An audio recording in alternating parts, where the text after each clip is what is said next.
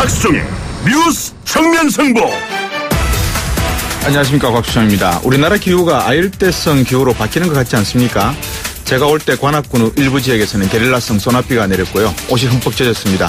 상암동 여기는 햇빛이 쨍쨍하네요. 북한에 대한 제재 이야기가 나오는 것 같죠.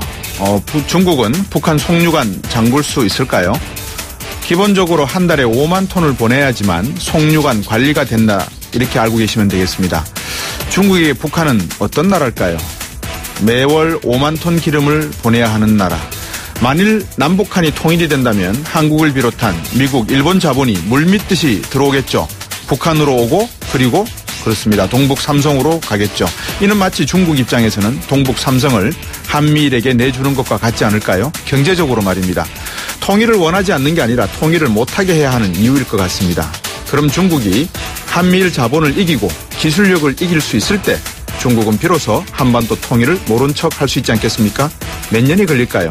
그 전에 만일, 정말 만일 우리가 절실하게 통일을 원한다면 어떻게 해야 될까요? 언젠가 비 오는 날 영화 천미밀의 주제곡 내 마음을 대신한다라는 월량 대표 아적심을 오리지널 사운드 트랙으로 한번 들어보십시오.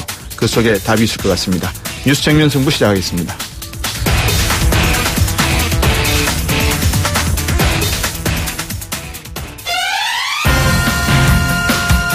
저희가 준비한 순서입니다. 1부에서는 국회 예결위 더불어민주당 간사 맡고 있죠. 윤후덕 의원과 연결하겠습니다. 국민의당마저 불참하기로 오늘 결정을 했다죠. 예결위 상황과 추경안 처리 전망 들어보겠습니다. 홍준표 대표 체제 하에서 자유한국당의 혁신과 쇄신은 과연 성공할 수 있을까요? 지금 화제가 되고 있죠. 유해 최고위원 2부에서 만나보겠습니다. 3부와 4부에서는 G20 정상회의를 해보겠습니다. 문재인 대통령의 정상외교에 대한 현지 반응이 어떤지 주 프랑크푸르트 총영사관의 백범은 총영사로부터 직접 들어보고요. 문재인 대통령의 퀘르버 재단 초청 연설, 이른바 베를린 연설이 잠시 후 발표될 예정입니다.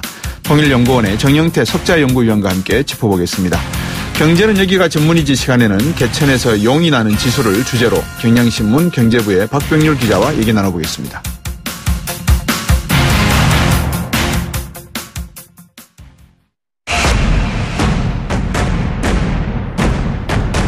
곽수정의 뉴스 정면 승부.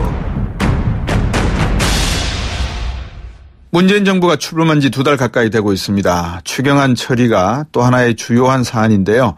지금 여야 간의 추경안 상정이 상당히 쉽지 않은 문제로 되고 있는 것 같습니다. 추미애 더불어민주당 대표가 발언을 한 바디오와 인터뷰한 내용을 가지고 국민의당이 심의 과정에서 보이콧하겠다라는 내용을 발표했고요. 앞으로 추경안 처리 어떻게 될지 윤호덕 의원과 함께 이야기 나눠보겠습니다. 안녕하십니까? 네, 안녕하세요. 반갑습니다. 네, 반갑습니다. 네. 추경안이 국회에 넘어온 지 얼마쯤 됐습니까? 지난 6월 7일 날 넘어왔죠. 그리고 예. 6월 12일 날 문재인 대통령께서 추경 사상 최초로 국회에서 시정연설까지 하셨죠. 오늘이 7월 6일이니까 정확하게 한 달이 지나가고 있습니다. 네. 안타깝습니다. 보통 전에 박근혜 대통령 경우에는 이런 게 있으면은 해외 순방 가시면서 꼭 하라 이러면서 말씀 한마디 던지고 레이저 눈빛 탁 쏘고 가셨는데 우리 문재인 대통령은 그러신 적 없으시죠? 지난 6월 28일 날 예. 그 한미 정상회담을 하기 위해서 출국하기 전에 네. 국무회의 석상에서 예. 추경의 골든 타임을 놓치지 않아야 된다. 그리고 이건 추경이 네. 적기에 의결되고 집행이 되면은 네. 우리 경제가 3%대 성장에 이를 수 있다. 예. 그런 절박한 마음을 말씀하고 가셨었죠. 예. 네. 2분기 경제 성장률 혹시 알고 계십니까? 예? 2분기 경제 성장률 어느 정도 나오는지 알고 계시는지요? 여쭤보는 겁니다. 우리나라 2분기. 예. 1.1%까지 올라가 있을 겁니다. 제가 본 기억은. 네. 예.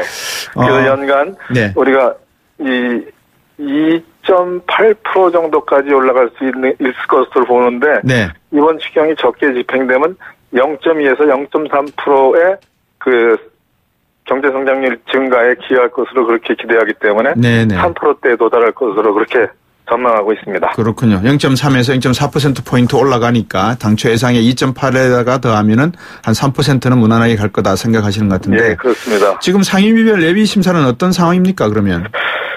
환경노동위원회에서 예비심사 보고서가 마무리됐고 예. 네, 의결돼서 우리 예결위에 들어와 있습니다. 네. 그리고 농림의 향수산이가 내일은 들어올 테고 그리고 한 3-4개 상임위에서 네. 그 회부돼서 토론하고 있는 상태입니다. 예. 몇 개 상임위원회에 지금 예비심사가 나가 있습니까?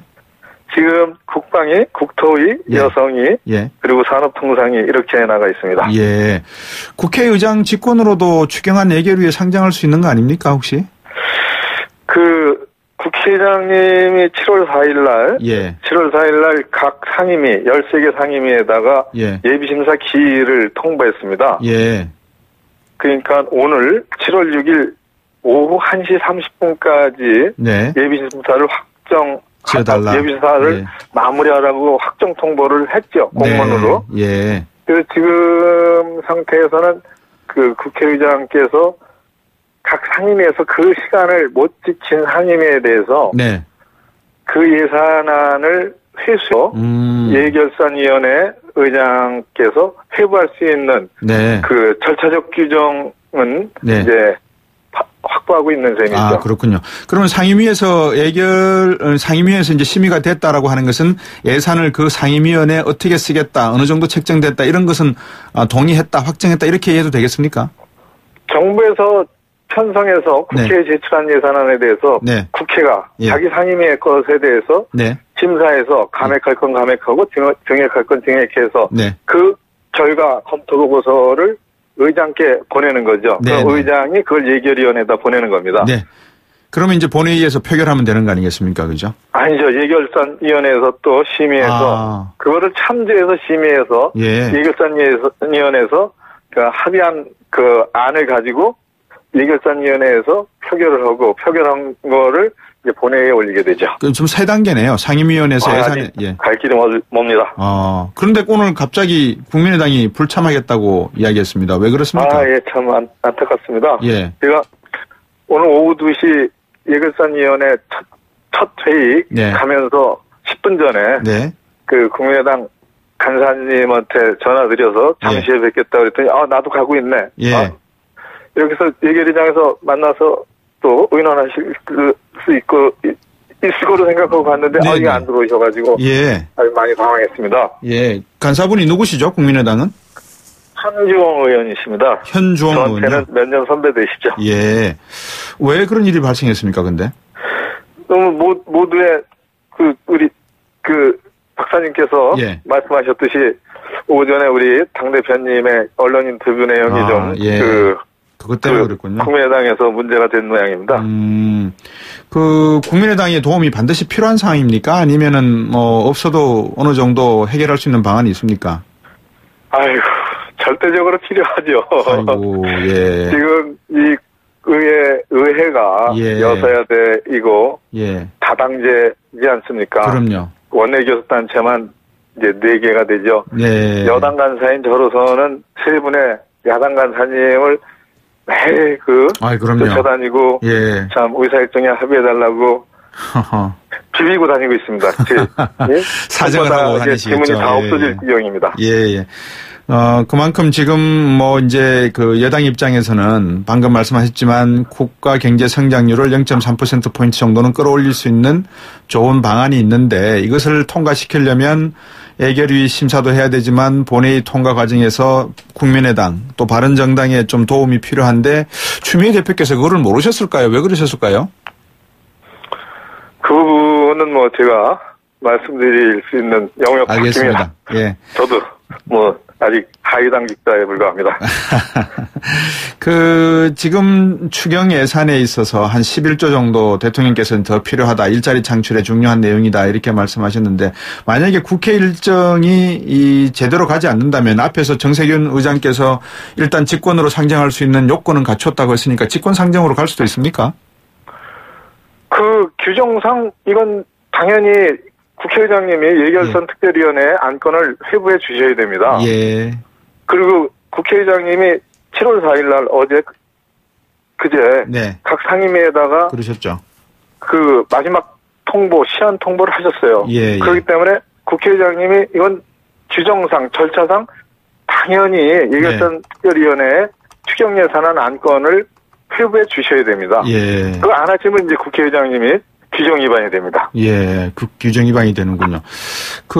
이번 예산 추경에서 핵심적인 내용이 일자리 창출 아니겠습니까? 그렇습니다. 예. 어떤 공공기관의 어떤 비정규직의 정규직화 이 부분이 상당히 많은 비중이라고 많은 분들이 기대하고 계시는데 맞습니까? 우선은 일자리 부분에 있어서는 예. 파출소에 이제 경찰 병력이 부족해가지고 치안이나 교통 서비스를 제대로 못 해드리고 있잖아요. 예.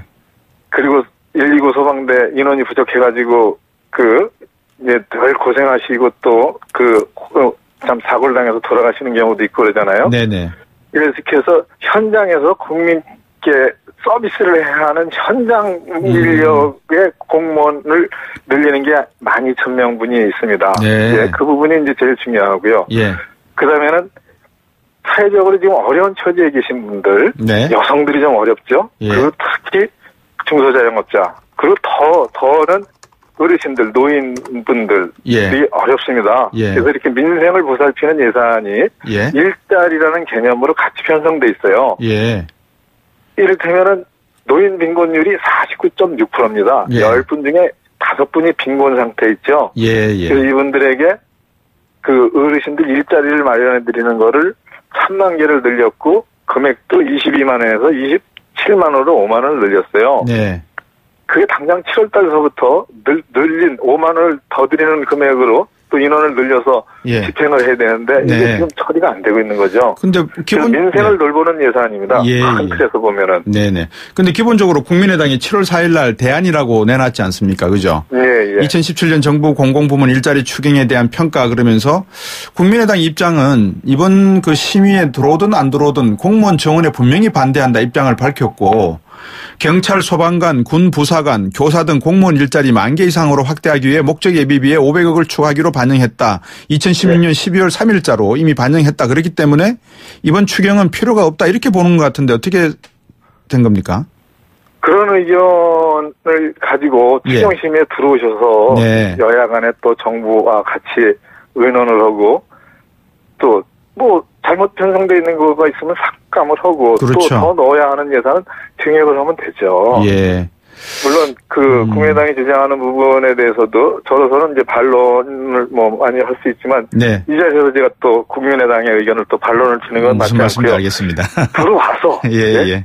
예결위에서 심사하는 과정에서 그런 의견을 주시고 예, 정부하고 야당하고 여당하고 협의해서 조정해 나가면 됩니다. 예. 국민의당이 추경한 심사 방향을 중소기업 일자리 지원 강화를 좀 하고 지역경제 회생을 위한 민간형 일자리 만들기에 좀 더 주력하자고 했으니까 이런 것들을 밖에서 이야기하시는 것보다 안에 들어와서 좀 이야기했으면 좋겠다 이 말씀이신 것 같아요. 그죠? 이거 전적으로 동의하죠. 네. 중소자영업자에 대해서 더 지원할 수 있는 것을 더 찾아내고 네. 또 가문 대책도 해야 되고 AI 대책도 그렇죠. 해야 되고 예. 이런 현안, 긴급한 현안도 이 추경 예산에 반영을 해야 됩니다. 그러니까요. 바른정당 입장은 어떻습니까? 인사청문회하고 연계가 돼가지고 예. 아직은 좀 안 풀리고 대화가 좀 잘 안 되고 있습니다. 예. 바른정당도 좀 들어와서 이야기하면 예. 인사 문제와 꼬였다고 하는데 어떻게 보십니까? 대통령이 높은 지지도만 지금 믿고서 인선을 밀어붙인다면 여당 입장에서도 조금 부담이 되지 않을까요? 어떻게 보십니까? 그 부분에 대해서 제가 입장 표명을 하긴 참 어렵습니다. 예. 그런데 예. 이 인사청문으로 형성되는 정치적인 문제하고 네. 민생을 돌봐야 하는 추경의 문제하고는 네. 사실 분리해서 국회에서 논의가 돼야 됩니다. 네. 그래서 추경은 추경대로 시급하니까 예. 안에서 논의하면서 논의하고 마지막에 그런 정치적인 여야 정당 청와대 간의 이런 역학관계는 네. 심사에서 마지막에 의결하기 직전까지 해놓고 네. 예. 그리고도 또 그런 정치적 조정을 할 수가 있을 수도 있겠죠. 네. 근데 심사도 안 해놓으면 시간을 다 까먹게 되지 않습니까? 네. 그래서 일단 들어와서 추경 심사하고 결론에 의결하는 직전까지 끌고 가고 네. 그리고 또 그 지도부에서 예. 협의하고 협상하면 되지 않겠습니까? 예, 그런 예. 의견입니다. 예. 윤호덕 의원께서 인터뷰 초기에 긴 한숨을 쉬셨는데 하시고 싶은 말씀이 상당히 많으신 것 같은데 또 뭐 괜히 이 불협화음을 일으키실까 싶어서 조심하시는 것 같습니다. 인터뷰 이 정도로 마치고. 상당히 조심스럽습니다. 예. 서민들 경제, 민생 경제에 대해서 조금 더 많이 고민해 주시기 부탁드리겠습니다. 감사합니다. 예, 감사합니다. 국회 예결위 더불어민주당 간사 윤호덕 의원이었습니다. 입으로 돌아오겠습니다.